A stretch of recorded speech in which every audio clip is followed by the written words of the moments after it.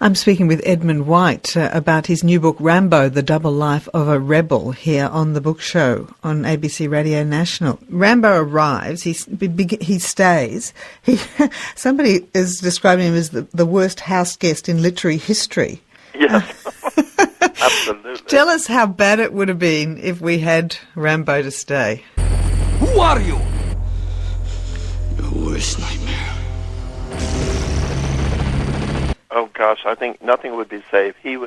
First of all, he had very long hair, and he seemed to either really be cultivating or pretending he was cultivating lice in his hair, and he would encourage it to hop over from his hair to yours if he was standing next to you. He was dressed in these clothes that he had outgrown and that were really peasant-y-looking clothes. I mean, he looked like a complete rube. And he also, once he was in their house and then later in other people's houses, because he kept being passed around amongst all the poets of Paris who were friends of Verlaine, he would live in their maids' rooms at the top of the building, the Chambre de Bonne, and he would urinate on a crucifix. He would take a freshly minted book of poems that the author treasured and used it as toilet paper. He would stand nude and masturbate in the window. He would set the furniture on fire, or better yet, he would sell it. And so he really was the house guest from hell. So what happened with the love between them? When did they get together, Rambo and Verlaine? Well, almost immediately. I think that Verlaine, who was quite homely looking, he looks like that. If you've ever seen classical little statues of Socrates with his turnip nose and his wide cheekbones, and scraggly beard, he had that look. He was really very, very unattractive, Verlaine, and Rambo was extraordinarily striking.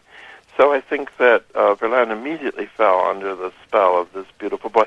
And although we have no early mention of homosexuality in Rambo's life, I mean early, like 12, 13, 14, there's quite a bit in Verlaine's life. He seems to have really mostly been inclined that way. But he did have a serious purpose behind all that. And as you say, he did believe in what he called the systematic disordering of the senses. Yes. But, my goodness me, it's a very kind of noisy relationship, isn't it? It's over!